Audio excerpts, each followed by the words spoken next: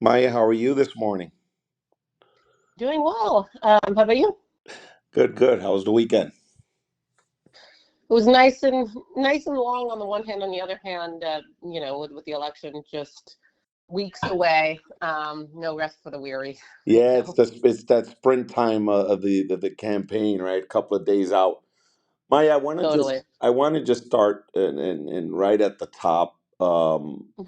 Let's talk about. I want to hear your thoughts on the notion that you're the pro-Israel Mm, outside independent expenditure candidate, because I just want to get that hmm. out of the way and hear your interpretation of the facts, right? Yeah, yeah. So what I've been saying to that, and what I'll say again, is first and foremost that I am not running for the State Department. I am running for the City Council. And I am running because of the local crises facing New York City, because of the housing crisis, because of the affordability crisis, because of homelessness crisis. That's what I want to focus on. Those local issues are what I've been talking about. I've been a democracy advocate my whole career, and I think democracy is hanging by a thread right now. And I think that City Council is going to be our best line of defense in standing up to Trump and protecting funding for things like healthcare and education and transportation. So that's why I'm running. It's a people-powered campaign. I'm a small donor public financing candidate, proud to be one since I've been an advocate for that program for years now. And as such, it's a campaign fueled by about 600 donors, small donors, and 90% of my donors, give or take, are donating $175 or less. I've called on outside spending to stay out of the race. It's something that I've worked on. I think that outside spending distorts politics. I'm the only candidate to have called for that. So, that's me. That's what I stand for. What I will say is that unlike the sitting council member, um, I have actually worked on Middle East peace. I used to work with the United Nations in the region. I speak Arabic. I speak Hebrew. I, like her, have called for a ceasefire, and I pray for a ceasefire, for the peaceful return of the hostages, and a peaceful two-state solution. Unlike her, I've worked on this. But I continue to say that I think that it should not be the focus of a city council race. And frankly, part of the reason that I think it is because she's made these, used her platform to make divisive statements about the conflict rather than focusing on local issues. So, if anything, I think that I'm the candidate who is focused on local issues and continues to be so.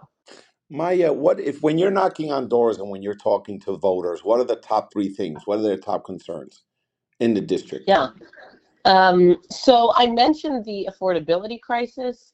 Um, when I knock on doors and I ask people, what are the biggest things on your minds right now?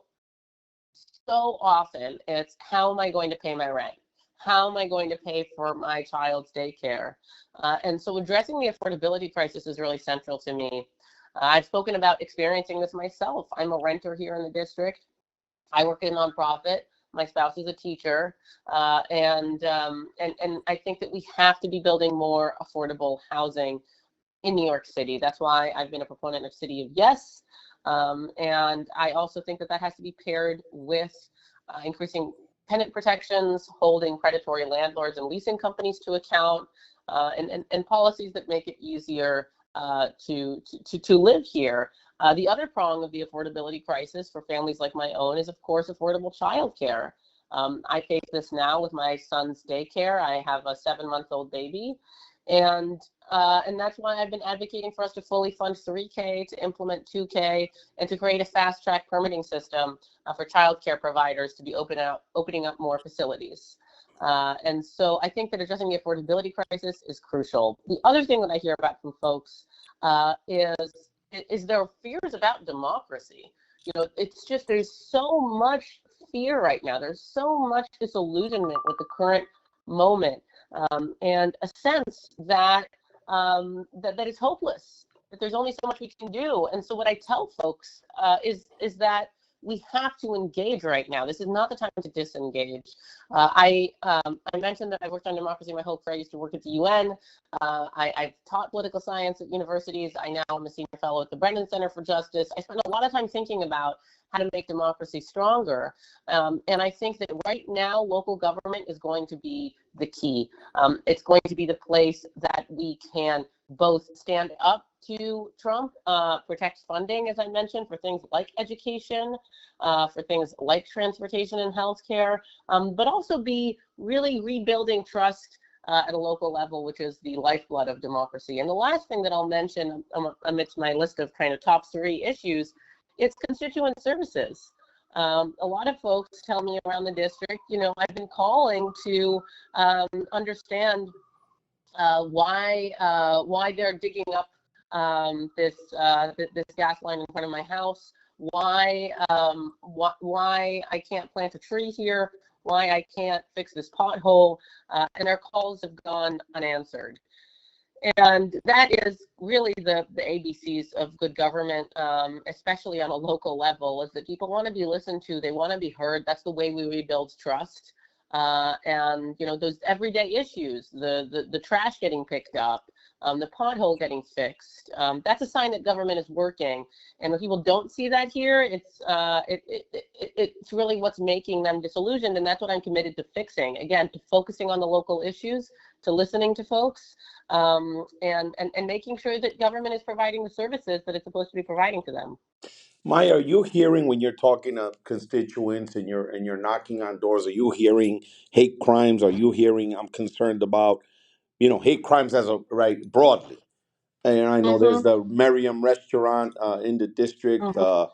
What are you hearing? Is that up there on the list of things people are concerned about, irregardless of What I what would their background is? Yeah, what I would say is that what I do hear on the doors is a concern about safety, kind of broadly construed. Mm-hmm. Mm-hmm. And safety means different things to folks. I hear a lot from folks, I'm scared about my child walking to school because of the traffic situation, because I see cars speeding, because I see people texting and driving. I'm scared because an e-bike hit me on the sidewalk. I hear about that, or a cyclist. I'm scared because my because my partner bikes to work every day, and bike lanes aren't safe. So the street safety issues are really important to folks, and that's why I've been advocating for us lowering speed limits around schools and investing in bike infrastructure, and making sure that we have safe streets.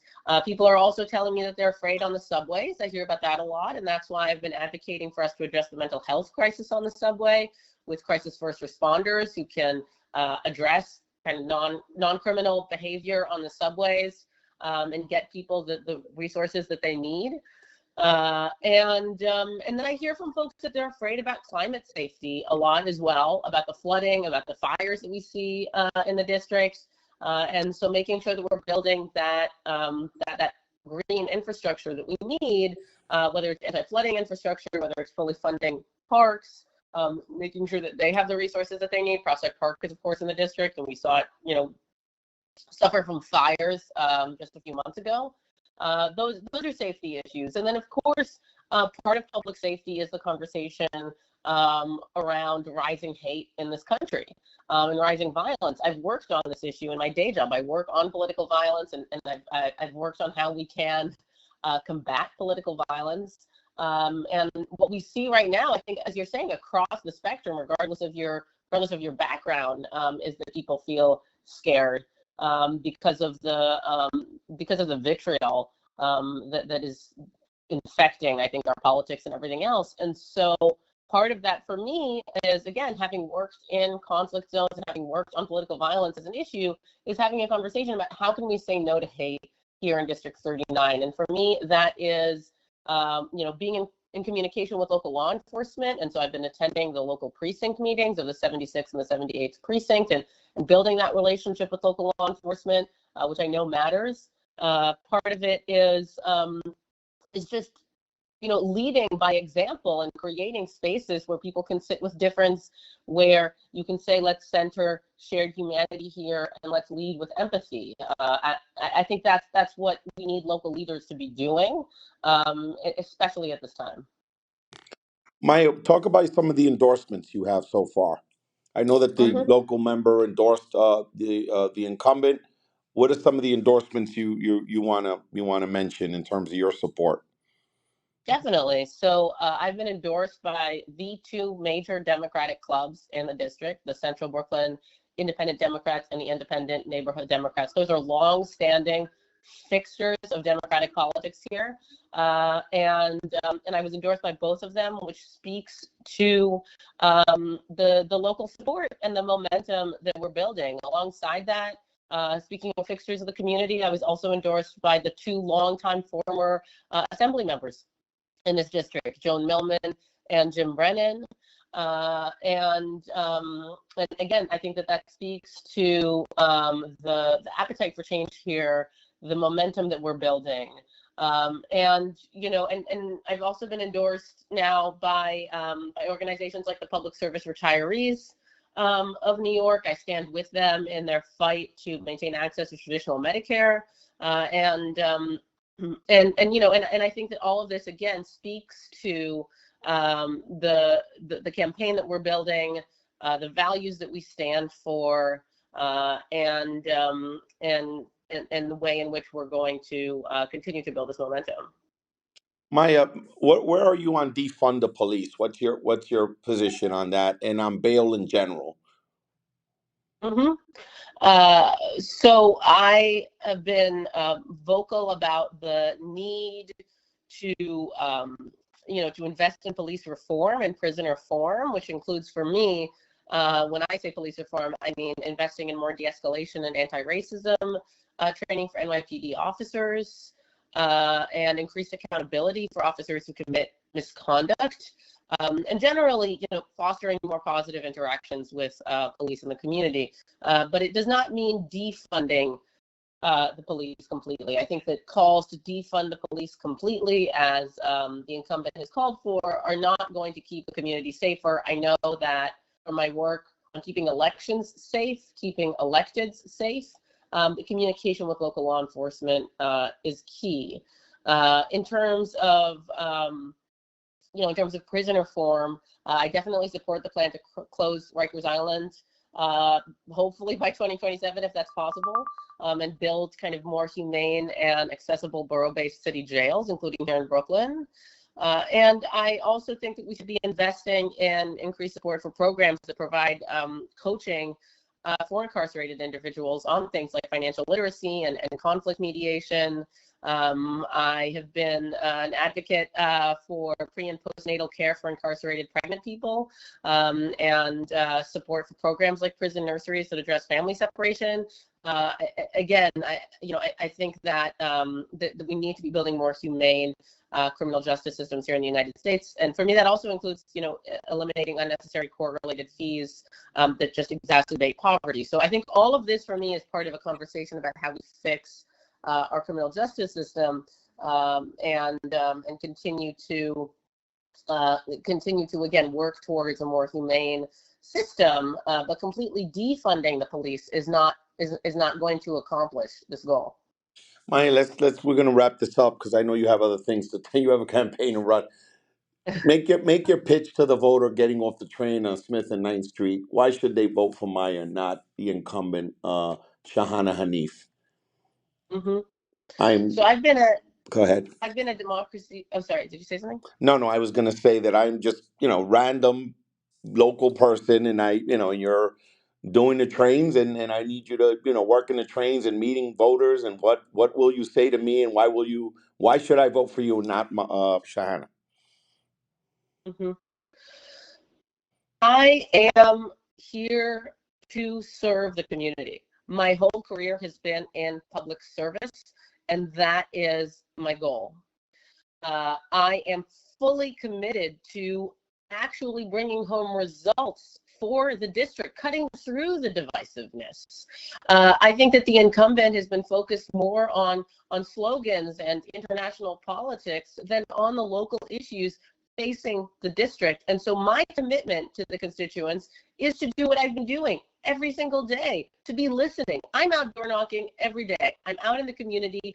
I spent my career listening and building pipelines that serve people in the way that democracy is supposed to serve people. And so I think that that commitment will continue to the district. I want to see us fight the affordability crisis and win, be building more housing, be investing in more affordable childcare, be addressing the food security crisis. I want to see us stand up to Donald Trump and protect the rights of immigrants and women and the LGBTQ plus community and seniors and everyone here.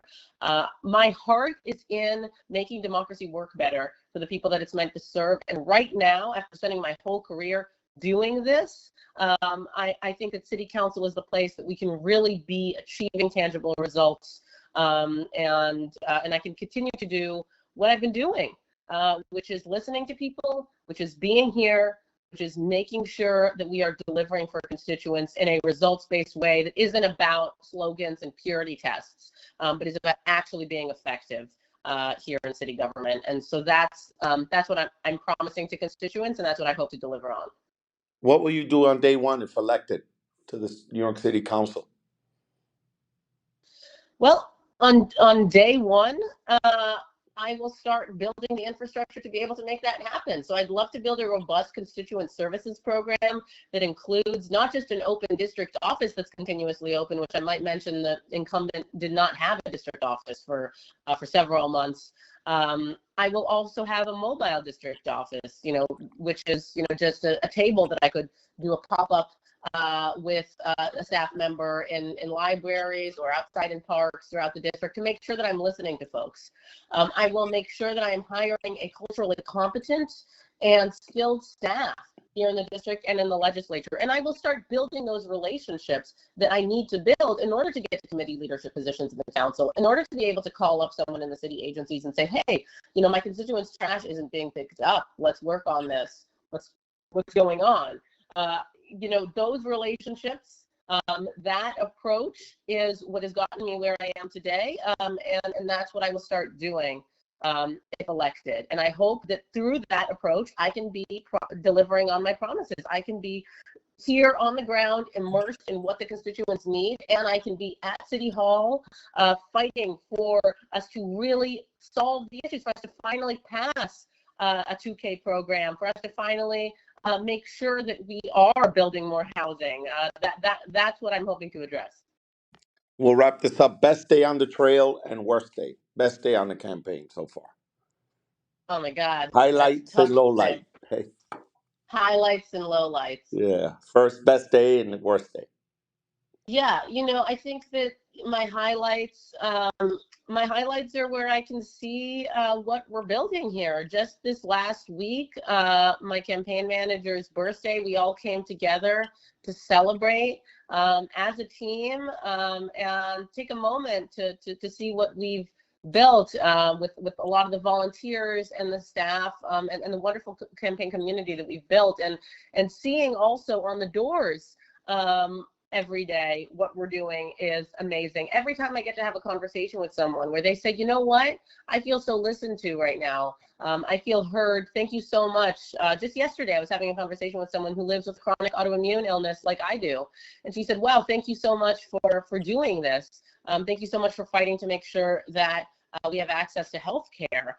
So those moments, the moments I can celebrate community, the moments that I can make someone feel seen and heard, those are the highlights for me. And the lowlights are, I think unfortunately, when this race is misconstrued, when folks don't understand that that's what it's about, that that's what's going on the ground, when it's made into something that it's not. So I hope that we can continue to focus on the local issues. That's always been my goal. My goal is always to center those conversations and those community building moments. Maya, I want to thank you for doing this and for taking the time, to talk about your vision and your plan for the for this race and your candidacy. and I want to keep it to my word. And we're almost at 20 minutes, so I just want to wish you luck and continued success and all the best. Thank you for doing this again. Have a wonderful day. Thank you so much for having Uh-huh. me. It was wonderful to be in conversation with you today. Okay, thank you. Bye bye.